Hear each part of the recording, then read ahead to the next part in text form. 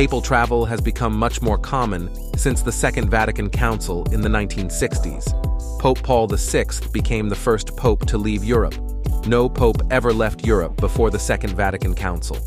He was the first to travel by airplane as pope, the first to leave Italy since 1809, and the first to visit North America, South America, Africa, Oceania, and Asia as pope.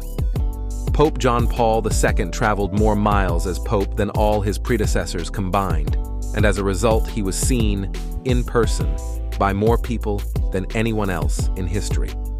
He traveled over 700,000 miles, the equivalent of nearly 31 trips around the circumference of the Earth.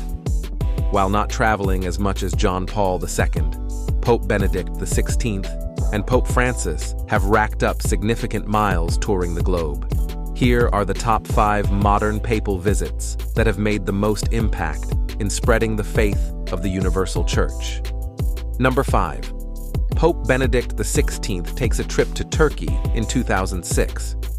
A serious crisis in Christian and Muslim relations erupted in September 2006 when Benedict XVI delivered a speech in Germany in which he quoted a 13th century Byzantine emperor to the effect that Muhammad brought things only evil and inhuman, such as his command to spread by the sword the faith he preached. That line triggered protest across the Islamic world, which made Benedict's trip to Turkey just 2 months later, his first to a majority Muslim state, a make-or-break moment in avoiding a clash of civilizations. Benedict used the trip to send signals of reconciliation, including what is still arguably the most improbable image of his papacy: Benedict and the Grand Mufti of Istanbul, standing in the famed Blue Mosque for a moment of silent prayer. The Turkey trip set the stage for later developments in Benedict's approach to relations with Islam, most notably the Grand Alliance of Civilizations he proposed in Jordan in May 2009. Number 4. Pope Francis visits the Philippines in 2015. Pope Francis made a pastoral and state visit to the Philippines in January 2015. He was the third pontiff to visit the Philippines after Paul VI in 1970 and John Paul II in 1981 and 1995. The Filipinos nicknamed Francis Lolo Kiko, or Grandpa Francis, as a term of endearment, which he commended. Around 6 to 7 million people attended Francis' final papal mass, surpassing the crowd at World Youth Day 1995 in the same venue and making it the largest papal crowd in history. Number 3. Pope John Paul II visits the Holy Land in the year 2000. Any list of indelible spiritual images of the 20th century would have to include a frail John Paul II, standing alone at the Western Wall in Jerusalem, leaving behind a handwritten note apologizing for centuries of Christian anti-Semitism. The Pope also visited a Holocaust memorial, meeting 7 survivors. The Israeli Prime Minister described the visit as the climax of a historic journey of healing. On the same trip, John Paul also entered the Palestinian territories. He stated, "Throughout my pontificate, I have felt close to the Palestinian people in their sufferings." The trip symbolized one of the most remarkable accomplishments of John Paul's almost 27-year papacy.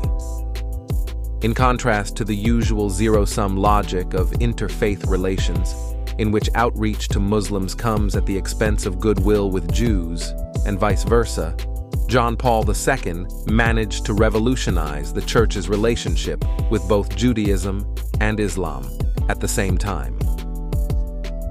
Number 2. Pope Paul VI visits the Holy Land in 1964. Paul VI took 9 foreign trips, symbolically chosen to include all the continents of the earth. His first outing, while the Second Vatican Council was still underway, remains the most celebrated. It was the first time a pope had set foot in the Holy Land since the era of St. Peter, the first time a pope had left Italy in almost 2 centuries, and the first time a pope had ever taken an airplane. Substantively, the trip was significant for 2 reasons. First, it established the Middle East as a special focus of diplomatic concern for the Vatican, even though Paul repeatedly insisted that the visit was purely pastoral. Second, the trip brought a towering breakthrough in Catholic-Orthodox relations. Paul VI met with Ecumenical Patriarch Athenagoras of Constantinople on the Mount of Olives, the first time a pope and patriarch had conferred since 1439. In many ways, the 1964 trip was the high water mark of Paul VI's pontificate. When he returned to the Vatican afterwards, he was greeted by an ovation from the bishops. Number 1. Pope John Paul II visits his home country of Poland in 1979. The Polish Pope would make 8 trips to his native land, including 3 before the fall of the Berlin Wall.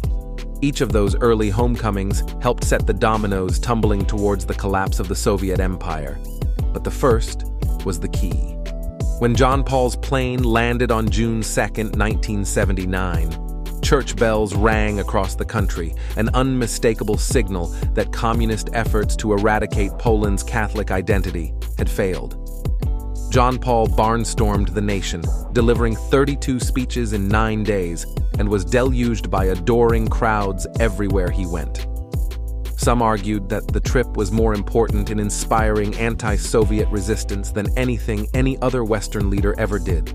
The iconic moment came during a mass in Warsaw's Victory Square, in which John Paul prayed aloud, "Let your spirit descend and renew the face of the earth, the face of this land." That line became an unofficial motto of the Solidarity movement, which was born 1 year later. John Paul's longtime private secretary summed the experience up as follows.